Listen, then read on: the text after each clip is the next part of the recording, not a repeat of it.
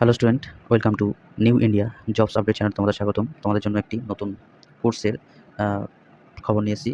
এই কোর্সটা হলো যারা এখনও মাধ্যমিক পাস করনি বা করতে পারোনি তাদের জন্য এটি। পশ্চিমবঙ্গ সরকার অধীন সংস্থা পশ্চিমবঙ্গের রবীন্দ্র মুক্ত বিদ্যালয় সংসদে মাধ্যমিক কোর্সে ভর্তি শুরু হয়েছে।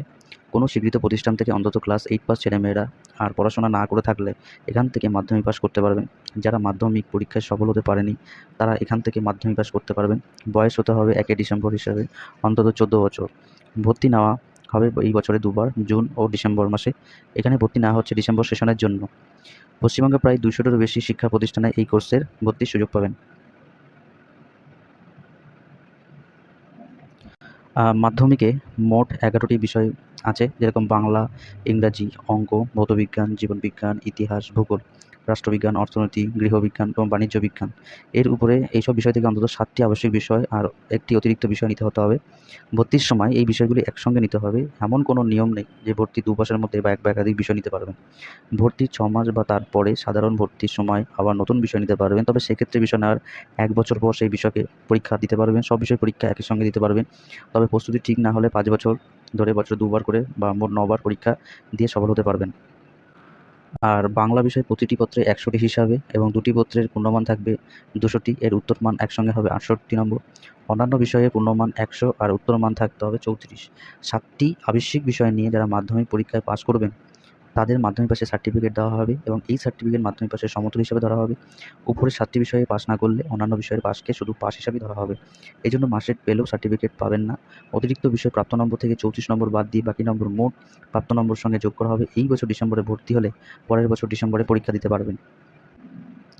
এবং এখান থেকে মাধ্যমিক পাস করলেই পশ্চিমবঙ্গের রবীন্দ্র মুক্ত বিদ্যালয়ে সংসদে উচ্চ মাধ্যমিক কোর্সে ভর্তি হতে পারবেন। যেমন পশ্চিমবঙ্গের উচ্চশিক্ষা সংসদ স্বীকৃত যে কোনো প্রতিষ্ঠানে উচ্চ মাধ্যমিক কোর্সে ভর্তির সুযোগ পাবেন এবং ভর্তির সময় যাবতীয় বইপত্র দেওয়া হবে। ক্লাস হয় সাধারণত ছুটির দিন বা কাজের দিন সন্ধ্যাবেলায়।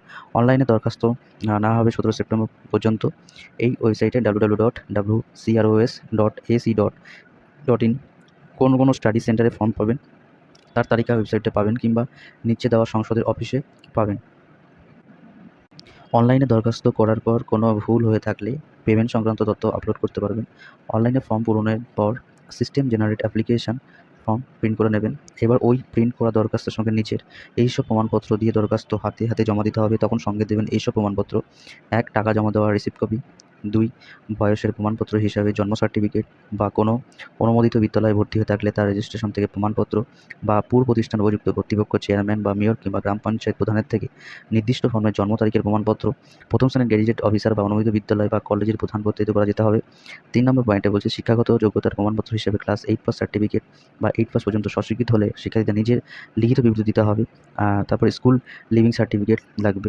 4 নম্বর এখানকার তোলা 2 কপি পাসপোর্ট মাপের সাদা কাটা ফটো নিজের সই করা এবং সংসদের অফিসের ঠিকানায় পশ্চিমবঙ্গ রবীন্দ্র মুক্ত বিদ্যালয় সংসদ, বিকাশ ভবন, 3য় তল, পূর্বপাড়, বিধাননগর, কলকাতা 91। এই ওয়েবসাইটে www.tvbcros.org। যদি ভিডিওটা ভালো লাগে লাইক করো আর বন্ধুদের সাথে শেয়ার করো। আর যদি নতুন হয়ে থাকে তো চ্যানেলটিকে সাবস্ক্রাইব করো। New India jobs update channel আরও খবর পাওয়ার জন্য। তো আজকের মতন এখানেই, আবার দেখা হচ্ছে আগামীকাল।